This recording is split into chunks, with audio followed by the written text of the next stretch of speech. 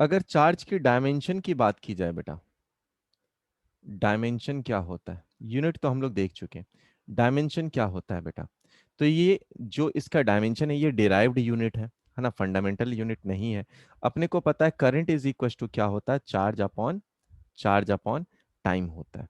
तो और करंट की यूनिट कितनी होती है, एम्पियर। तो चार्ज की जो डायमेंशन लिखी जाए अगर, तो ये है एम्पियर इनटू टाइम के बराबर। ये है dimension of charge. Next is properties of charge.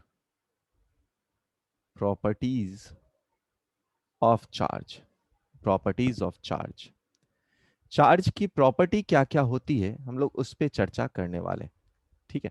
सबसे पहला प्रॉपर्टी तो यह है कि चार्ज एक स्केलर है। सो चार्ज इज स्केलर, ठीक है। इसका मतलब क्या है, 2 coulomb charge plus 4 coulomb charge को हम लोग डायरेक्टली 6 कूलम लिख देंगे, ठीक है, कोई बात नहीं उसमें। दूसरा दूसरा charge is always conserved. So charge charge is conserved, conserved, ठीक है, in an isolated system, in an isolated isolated system. अच्छा, तीसरी बात, जो अपना चार्ज है वो क्वांटाइज्ड है। ये प्रूफ करा था, मिल्कन ने प्रूफ करा था, जिसको हम लोग बाद में पढ़ेंगे। तो charge is quantized, quantized, quantized. इसका मतलब क्या है कि मान लो एक ऑब्जेक्ट से निकाल कर आप अगर दूसरे ऑब्जेक्ट में कुछ इलेक्ट्रॉन्स को भेज रहे हैं, तो आप कैसे भेज सकते हैं, 5 इलेक्ट्रॉन भेज सकते हैं, 10 इलेक्ट्रॉन भेज सकते हैं, 100 इलेक्ट्रॉन भेज सकते हैं, 2 इलेक्ट्रॉन भेज सकते हैं। बट आप 2.5 इलेक्ट्रॉन नहीं भेज सकते, ये पॉसिबल नहीं है। तो जो चार्ज है अपना वो हमेशा क्या होगा, वो क्वांटाइज्ड होगा, यानी क्यू की वैल्यू एन ई के बराबर प्लस माइनस एन ई के बराबर होगी। वेयर जो एन है अपना वो एक इंटीजर होगा, उसकी वैल्यू 1 2 3 होगी। अगर अगर एन की वैल्यू को 1 रख दिया जाए, तब जो चार्ज की वैल्यू रहेगी वो प्लस माइनस ई रहेगी। इसी को क्वांटा ऑफ इलेक्ट्रॉन या क्वांटा चार्ज ऑफ इलेक्ट्रॉन भी बोलते हैं। इसी को क्वांटा चार्ज ऑफ इलेक्ट्रॉन भी बोलते हैं, इलेक्ट्रॉन बोलते हैं। अच्छा, next is next is charge is invariant. Charge is invariant, invariant. ये लाइन का मतलब क्या है बेटा, कि चार्ज इज इनवेरिएंट, वेरिएंट या और इनवेरिएंट। देखो बेटा, मास जो होता है अपना, वो जैसे जैसे आप स्पीड बढ़ाते हैं मास चेंज हो सकता है। जब आप रिलेटिव स्पीड पे पहुंच जाते हैं तो मास चेंज हो सकता है। लेकिन जो चार्ज है अपना वो स्पीड से इंडिपेंडेंट है। तो इसी प्रॉपर्टी को हम लोग क्या बोलते हैं, कि ये इनवेरिएंट है। मतलब आप लिख सकते हैं क्या, आप लिख सकते हैं कि charge is independent of, independent of speed of electron, speed of electron. whereas whereas mass is variant,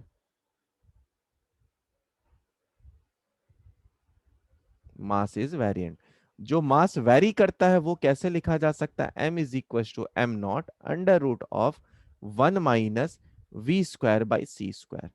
जो m की वैल्यू है बेटा, ये है क्या, ट्रैवलिंग मास इसे बोला जाता है, और m नॉट को रेस्ट मास बोला जाता है। इन जनरल जो अपना स्पीड है वो स्पीड ऑफ लाइट के कंपैरिजन में बहुत कम होता है, तो ट्रैवलिंग मास और रेस्ट मास दोनों बराबर ही होते हैं, ठीक है। Next is specific charge. Specific charge है ना, स्पेसिफिक स्पेसिफिक चार्ज।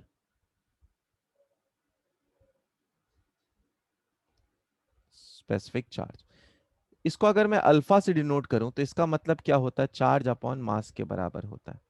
यानी कि मास अपने पास क्या है, तो यह आया alpha is equal to Q upon M naught, ऊपर में चला गया 1 - v² / c²। ठीक है, 1 - v² / c²। अच्छा, देख बेटा, स्पेसिफिक चार्ज जो है वो क्या है, specific charge is the ratio of charge to mass ratio. अगर आप इसे डेफिनेशन लिखना चाहें तो specific charge is the ratio of charge to mass. ठीक है, अगर हम लोग मान लो बेटा स्पीड को बढ़ाते हैं, अगर स्पीड को बढ़ाते हैं हम लोग, मतलब आप अप्रोच कर रहे हैं किसको, किसको, अगर आप अप्रोच कर रहे हैं स्पीड ऑफ लाइट को, तो अप्रोच कर रहे हैं तो मास भी इंक्रीज करेगा, और अगर मास इंक्रीज करेगा तो स्पेसिफिक चार्ज क्या होगा, डिक्रीज करेगा।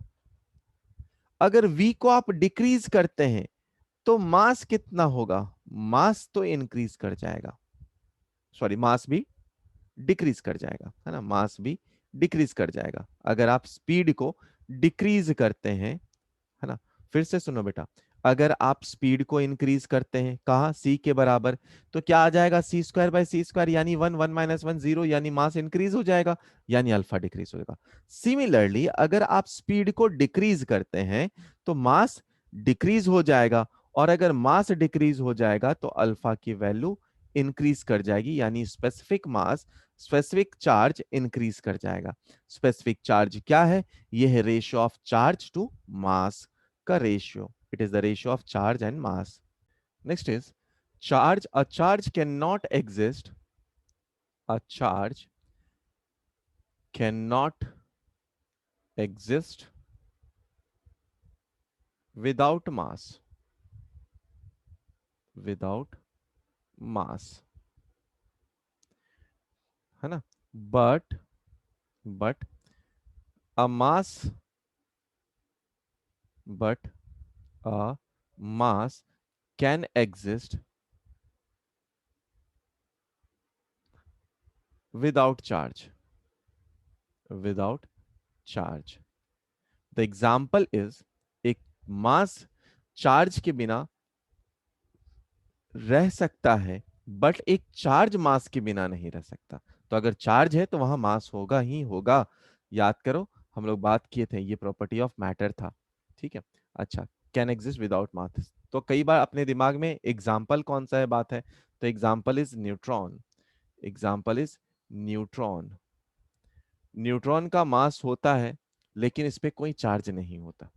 ठीक है, फिर एक आता है फोटोन, फोटोन, फोटोन का ना तो कोई मास है, ना ही कोई चार्ज है।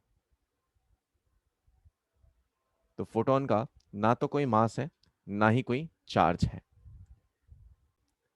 अब अगला हम लोग बात करते हैं इलेक्ट्रॉन, प्रोटॉन एंड न्यूट्रॉन, तीनों को एक साथ देखते हैं। ठीक है, तो अगर बात करें इलेक्ट्रॉन की, इलेक्ट्रॉन, फिर बात करें प्रोटॉन की, देन बात करें न्यूट्रॉन की। ठीक है, इलेक्ट्रॉन, प्रोटॉन, न्यूट्रॉन, तीनों का साथ साथ बात किया जाए तो अपने को पता है इलेक्ट्रॉन पे जो चार्ज होगा बेटा, चार्ज होगा इस पे, है ना। तो अगर मैं चार्ज को स्मॉल क्यू लिखूं यहां पर, तो वो कितना होगा, -1.6 इंटू 10⁻⁻19 कूलम के बराबर होता है, जिसे हम लोग ई लिखते हैं, है ना। तो charge E is equal to -1.6 into 10⁻⁻19 coulomb के बराबर है। अगर मास ऑफ इलेक्ट्रॉन देखा जाए बेटा, तो मास ऑफ इलेक्ट्रॉन अपने पास कितना है, मास ऑफ इलेक्ट्रॉन होता है 9.1 इंटू 10⁻⁻31 kg के बराबर। ठीक है, ये होता है। अगर हम लोग बात करें प्रोटॉन की, हम लोग बात करें प्रोटॉन की, तो प्रोटॉन पे जो चार्ज होता है वो होता है प्लस ई के बराबर, यानी कि वो होता है +1.6 इंटू 10⁻⁻19 कुलम के बराबर। और मास ऑफ प्रोटॉन जो होगा बेटा, वो कितना होगा, 1.67 इंटू 10⁻⁻27 kg के बराबर होगा। ठीक है, वेर एज अगर आप न्यूट्रॉन की बात करें तो न्यूट्रॉन पे कोई चार्ज नहीं होता है, बट अगर इसका मास की बात करें तो मास ऑफ न्यूट्रॉन लगभग बराबर ही होता है प्रोटॉन के मास के। ठीक है। कई बार ये भी पूछा जाता है कि रेशियो बताएं, तो mass of neutron is almost equal to 1835 times of mass of electron. So जो इलेक्ट्रॉन होता है वो बहुत ही हल्का होता है, देख सकते हैं आप 10⁻31 के ऑर्डर का है ये। ठीक है। तो इसी बात को अगर हम लोग लिखें तो यहां लिख सकते हैं आप कि मास of electron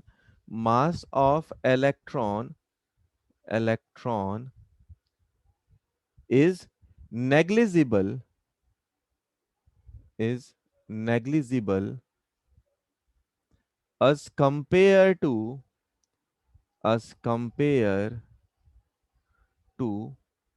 to mass of proton and neutron। ठीक है। कुछ और क्वांटिटी होती हैं जो इलेक्ट्रॉन प्रोटॉन न्यूट्रॉन से, ये अपने लिए फंडामेंटल क्वांटिटीज है। ठीक है। कुछ क्वांटिटीज और होती हैं, कुछ क्वांटिटीज और होती हैं जिनका नाम है up quark and down quark. ठीक है। तो उससे पहले हम लोग लिख लेते हैं अपने पास जो इलेक्ट्रॉन्स एंड प्रोटॉन्स हैं, electron and proton are elementary particle.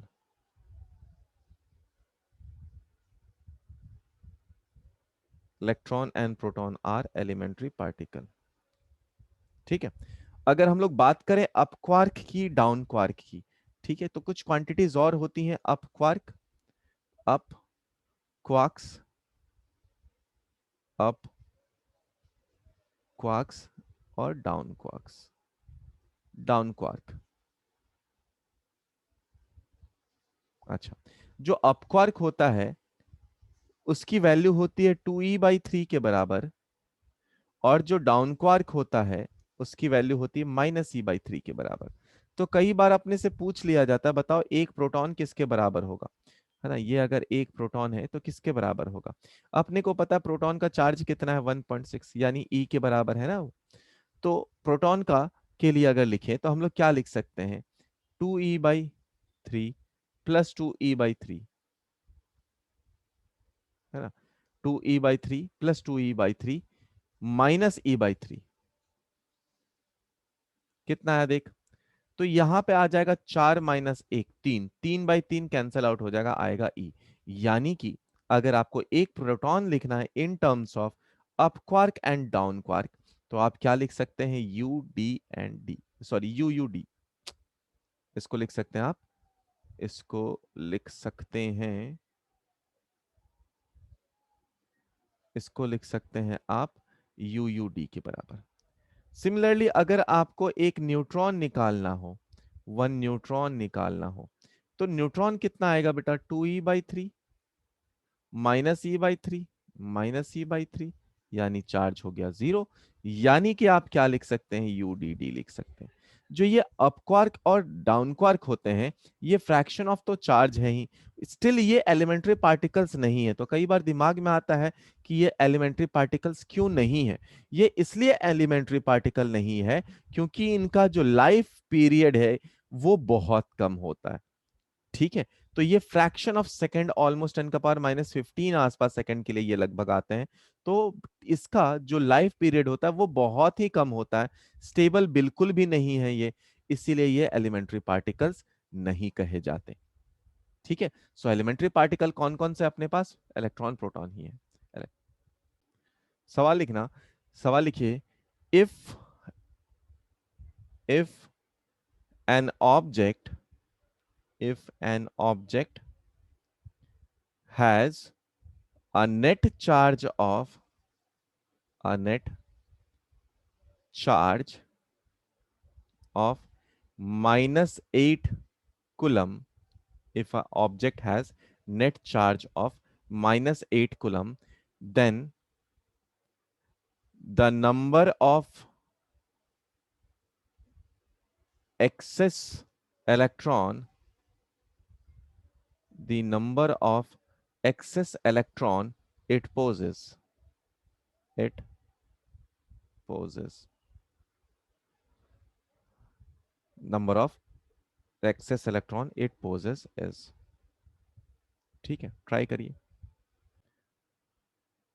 अपने पास एक रूल पता है बेटा, quantization of charge. Q is equal to है N इंटू ई के बराबर। N is number of electron, Q की वैल्यू अपने पास दी हुई है, वही निकालना है। तो ये है -8 कूलम। N की वैल्यू अपने को फाइंड करनी है, इलेक्ट्रॉन की वैल्यू आ होती गया है सर आंसर। 1.6 इंटू 10 का पावर ऑफ -19। तो माइनस माइनस चला गया। N की वैल्यू कितनी आ गई बेटा? N की वैल्यू आ गई 8 डिवाइडेड बाई 1.6 इंटू 10 का पावर -19। तो इसको आप हटा दो, ये गया 5 से, 16 पचे 80, ऊपर चला गया 10 का पावर -19। तो n की वैल्यू कितनी आई? 5 इंटू 10 का पावर ऑफ +19। ये हो गया अपने पास। ठीक है। Second question is what is the total charge on 10 kg of electron. अपने पास सबसे पहले क्या निकालना होता है बेटा? हम लोग को टोटल चार्ज निकालना है। तो टोटल चार्ज हमेशा क्या होता है? Q is equal to N E. अब E तो पता है, N निकालना है। N कौन देगा? ये देगा। तो नंबर ऑफ इलेक्ट्रॉन निकालेंगे कैसे? टोटल मास कितना है? 10 kg, और मास ऑफ एक इलेक्ट्रॉन कितना होता है? 9.1 इंटू 10 का पावर ऑफ -31 kg के बराबर। तो N की वैल्यू यहाँ रख देते हैं और सिंप्लीफाई करते हैं। यह आया 10 इंटू 1.6 इंटू 10 का पावर -19 डिवाइडेड बाई 9.1 इंटू 10 का पावर -31। ठीक है। तो इसको और ऊपर सिंप्लीफाई करते हैं Q की वैल्यू। तो यहाँ पे आ जाएगा ये 1.6 इंटू 10 का पावर -18 प्लस 31 डिवाइडेड बाई 9.1। ठीक है। तो एक एक 10 को और दे ही देते हैं हम लोग। तो इसको कर देते हैं 16 डिवाइडेड बाई 9.1, रहने देते हैं 19 ही रहने देते हैं, और यहाँ पे 10 रहने देते हैं। सिंपल, जो पहले था वही रहने देते हैं ताकि कैलकुलेशन में आसान हो जाए। तो ये आ गया 10 का पावर -19 प्लस 31। अब इसको ये डिवाइड करेगा जब, तो लगभग ये चार्ज की वैल्यू वैसे इलेक्ट्रॉन की माइनस में है, तो माइनस माइनस आगे रहेंगे, माइनस रहेंगे आगे, माइनस, ये लगभग 1.7 आसपास आएगा। तो 1.76 इंटू, इसको जब आप सिंप्लीफाई कर लें, इसको जब आप सिंप्लीफाई करेंगे तो अपने को ये लगभग 212 के आसपास दिखेगा। तो 10 का पावर 12 आसपास दिखेगा। ये हो जाएगा इसका answer. Next question is total negative charge, total negative charge on 18 gram of water, अच्छा देखो बेटा, अपने को पता है नंबर ऑफ इलेक्ट्रॉन, अगर देखा जाए number of electron in H2O molecule कितना होगा बेटा? 2 हाइड्रोजन के प्लस 8 ऑक्सीजन के, यानी 10 इलेक्ट्रॉन के बराबर। नंबर ऑफ एटम्स अगर देखा जाए, number of atoms in 18 gram of water कितना होगा? इसका मॉलिक्यूलर मास भी वाटर का 18 ही होता है। तो ये किसके बराबर होता है? एवोगाड्रो नंबर के बराबर होता है। टोटल नंबर 6.023 इंटू 10 का पावर 23 के बराबर होते हैं। अच्छा, तो अब टोटल चार्ज अगर लिखा जाए, Q इज इक्वल टू किसके बराबर है? N इंटू ई। और N किसके बराबर है बेटा? N बराबर है अपने पास 10 इंटू 6.023 इंटू 10 का पावर 23। ये हो गया N। E की वैल्यू है 1.6, माइनस है तो माइनस बाहर रख देते हैं, इंटू 10 का पावर ऑफ -19। अब इसको सिंप्लीफाई करें। ठीक है। तो लगभग 16 और 6 है, तो आप 9.4 आसपास 9.64 लिख सकते हैं। इसको और सिंप्लीफाई करें तो ये 24 हो जाएगा, इधर से चला गया तो 19 चला जाएगा उसमें, तो 10 का पावर 5 कूलम आसपास आ जाएगा। ये हो गया इसका आंसर।